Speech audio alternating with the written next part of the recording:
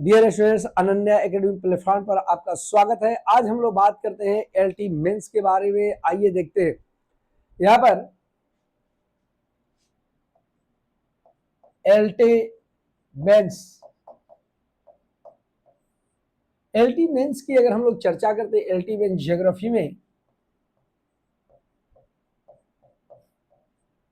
LT mains geography की अगर हम बात करते हैं तो यहाँ पर याद रखिएगा कि आप वही चीजों को एक बेहतर ढंग से सजा के लिखने जा रहे हैं जो आपने कभी प्री में पढ़ा था।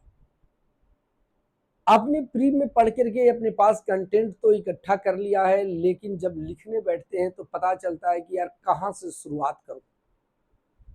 समस्या क्या है आपके पास इसमें कि समस्याएं क्या है, याद रखिएगा क्या है आपकी समस्या क्या है। आपकी समस्या क्या है इसमें? आपकी समस्या ये है कि कंटेंट होने के बाद कैसे लिखूं, कहां से लिखूं, कहां से शुरू करूं, ये आपके पास बड़ी समस्या है। दो चार लाइन लिखने के बाद कंटेंट नहीं मिल पा रहे, होने के बाद प्री अगर आपने क्वालिफाई किया तो जाहिर सी बात है आपके पास कंटेंट के भरमार है, लेकिन फिर भी जो है कैसे लिखूं, कहां से शुरू करूं। अगर लिख भी दूं तो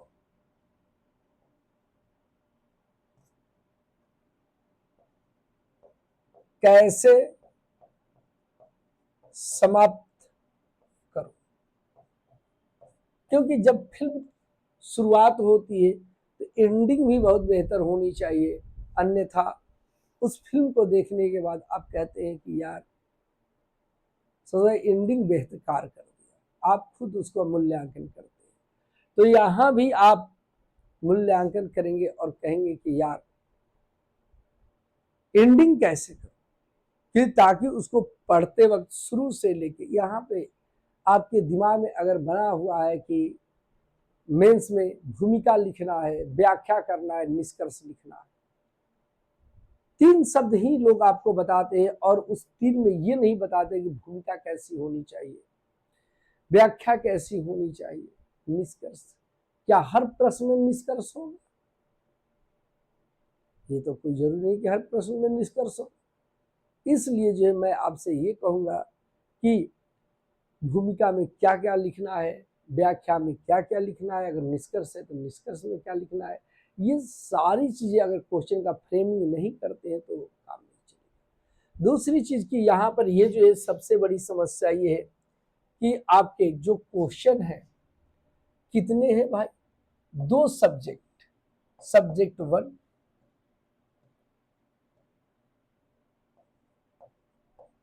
सब्जेक्ट 1 और सब्जेक्ट 2, ये दो हैं, जिसमें से इसमें भी ये क्वेश्चन होगा और ये जो एक क्वेश्चन जो होगा आप खुद भली भांति जानते हैं कि 5 क्वेश्चन, 5 प्रश्न, 5 प्रश्न जो होगा वो कैसा होगा? 125 शब्दों का होगा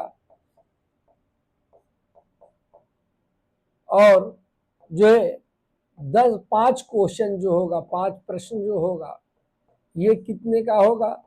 तो ये 200 शब्दों का होगा, 200 शब्दों का। ये चीजें जो यहाँ पे है यही चीजें जो है यहाँ पर भी लागू होगा। लेकिन समय क्या है? समय जो है ये 3 घंटे का होगा, 3 घंटा।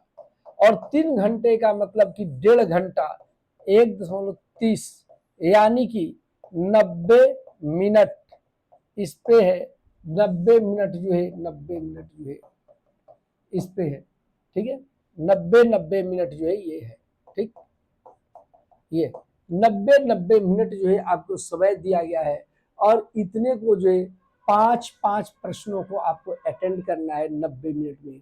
तो अब सोचिए कि आपको लिखना कैसे होगा, किस स्पीड से चाहिए। तो याद रखिएगा 90 मिनट में अगर हम लोग देखते हैं तो इन 5 प्रश्नों को अगर आप लिखते समय 7 मिनट का भी समय देंगे तो 7 पाँचे 35 या 8 मिनट का भी समय देंगे तो 8 पाँचे 40 और आपके पास कितना समय है, तो 90 मिनट का समय है। अब सोचिए कि कितना आपको किस प्रश्न पे देना है। अगर यहाँ पे 7 मिनट देते हैं पर प्रश्न, 7 मिनट, 7 गुणे 5 देते हैं तो यहाँ पर 35 मिनट यहीं पर लग जाएंगे। और यहाँ पर जो है अगर बड़े प्रश्न है तो अगर 10 मिनट का भी अगर समय यहाँ पे देंगे तो 10 पाँचे 50 हो जाएगा, क्योंकि बड़े क्वेश्चन है। और 35 और 50 जो है आपको जोड़ लीजिए, जो समय होंगे उसी समय में जो है आपको जो है ये आंसर देना होगा। यानी 10 मिनट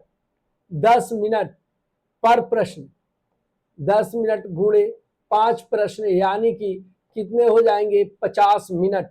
50 मिनट आपको जो 50 मिनट ये मिनट और 35 मिनट ये दोनों को मिला दिया जाए तो 1 घंटा 25 मिनट, 1 घंटा 25 मिनट का ये समय है। और आपके पास 1.5 घंटा है, 5 मिनट अपनी कापियों को सहेजने में, कुल मिलाकर के यही समय है। 10 मिनट में पर क्वेश्चन 10 मिनट में आपको लिखना है। छोटे क्वेश्चन जो है 7 मिनट में आपको लिखना है और ज्योग्राफी में चित्र भी बनाना है, सारी चीजों को आपको बताना है। तो ये सारी चीजों को हम कैसे मैनेज करें, कैसे मैनेज करें भाई, ये है लिखने की कला कि इतने समयों में 5-7 मिनट में 125 शब्दों वाले क्वेश्चन को लिखना है। लेकिन अब आपके दिमाग में जो बनता है, आपको मैं बता दूं कि 125 शब्द जो होते हैं वो अंतिम सीमा होता है। क्या है? अंतिम सीमा होता है। अगर प्रश्न को अगर 100 शब्दों में भी लिख दे और सामने वाला संतुष्ट हो जाए तो आपको नंबर पक्का देगा। अगर वो जो 200 शब्दों का है, अगर 200 शब्द है और यहाँ पर जो है आपने 150 में भी अगर लिख दिया तो भी अगर सामने वाला संतुष्ट हो जाए तो भी आपको नंबर देगा।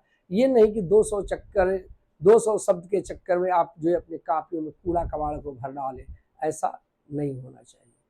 ठीक है, तो इसलिए जो है आप इन बातों को ख्याल रखें।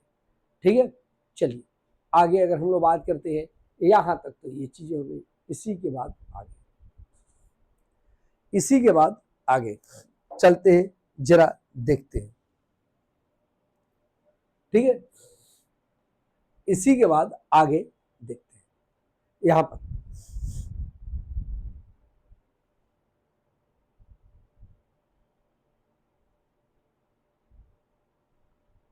ठीक है, यहां तक आगे हम लोग चर्चा करेंगे।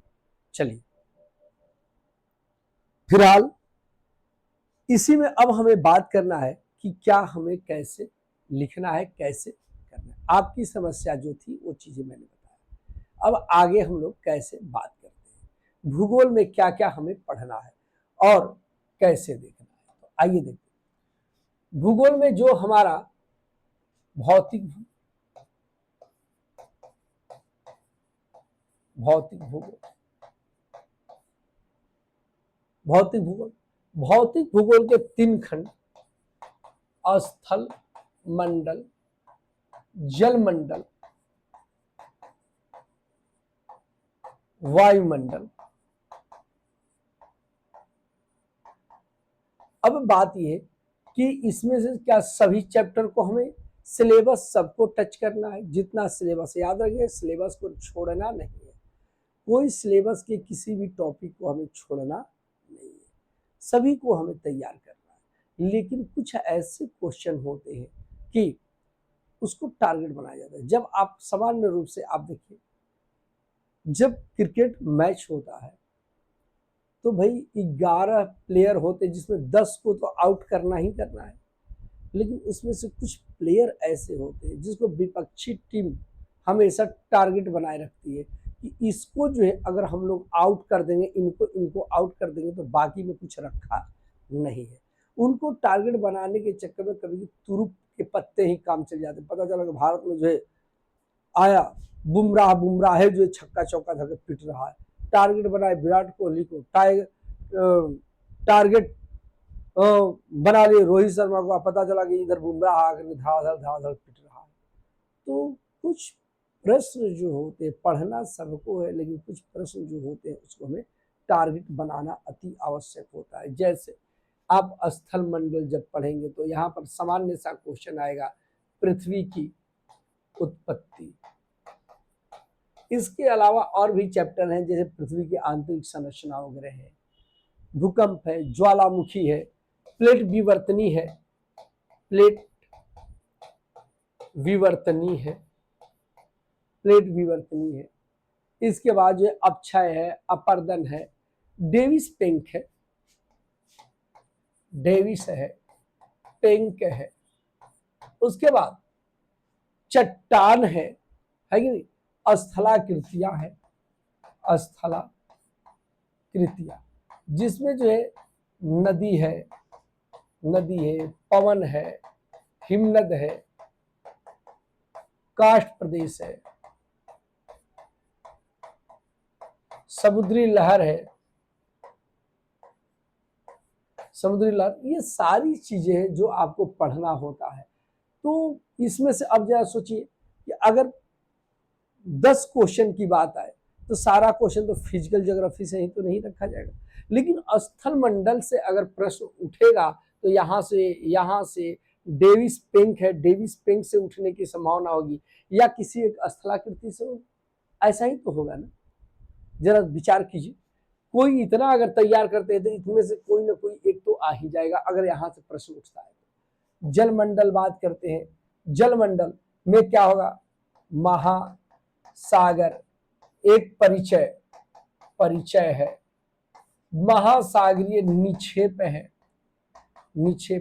इसमें महासागरीय तापमान है, लवणता है, देखिए ज्वार पाटा है, प्रवाल है, प्रवाल भित्ति।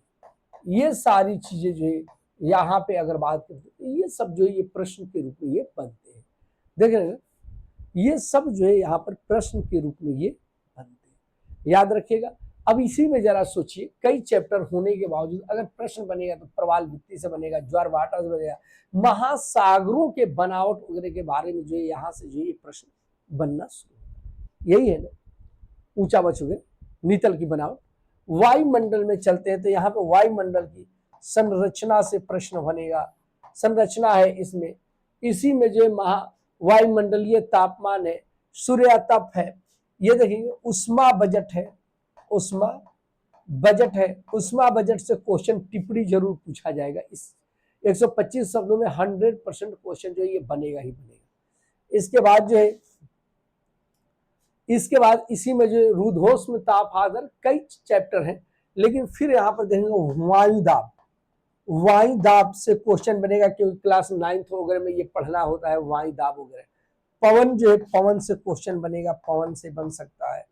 उसी तरह से जो है पवन के बाद जो है वायुदाब पवन हो गए, और यही में जो वताग्र पढ़ना होता है, चक्रवात पढ़ना होता है, बादल पढ़ना होता है, वर्षा, तो वर्षण वगैरह से जो है क्वेश्चन हो सकता है, वर्षण होगा, वर्षा होगा, वताग्र है, चक्रवात, प्रति चक्रवात, इन सब क्षेत्रों से क्या होता है क्वेश्चन के रूप में ये पूछे जाते हैं। तो हमारे कहने का मतलब है कि कुछ ऐसे हर टॉपिक में, हर खंड में कुछ ऐसे टॉपिक होते हैं जहां से आप अनुमान कर सकते हैं कि नहीं ये क्वेश्चन फिक्स होगा।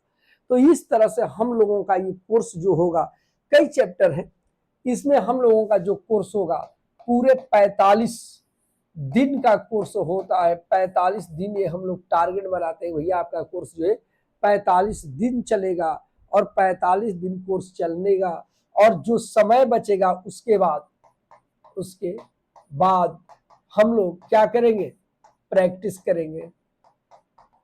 उसके बाद हम लोग क्या करेंगे, प्रैक्टिस करेंगे और प्रैक्टिस करेंगे, जितना समय बचेगा उसमें हम लोग प्रैक्टिस वगैरह शुरू करेंगे। तो इस तरह से हम लोग जो है मेंस के पर्पज से बैच स्टार्ट कर चुके हैं। और आप जो भी भाई बंधु इसके इच्छुक हो, कृपया कर एक बार जरूर अनन्या एकेडमी प्लेटफॉर्म पर विजिट करें और इसका एक लाभ उठाएं। ठीक है, तो फिलहाल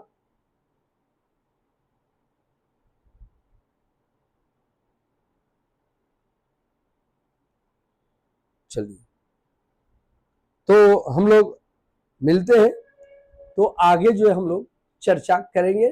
कल से शुरुआत करते हैं और आप जो एक पूर्ण विश्वास और बेहतर लिखावट के लिए आप हमसे जुड़ सकते हैं और इतने समयों में बेहतर प्रैक्टिस के साथ अपनी सफलता को सुनिश्चित कर सकते हैं। तो आइए मिलते हैं कल से अनन्या एकेडमी प्लेटफॉर्म पर दोपहर 1 बजे से।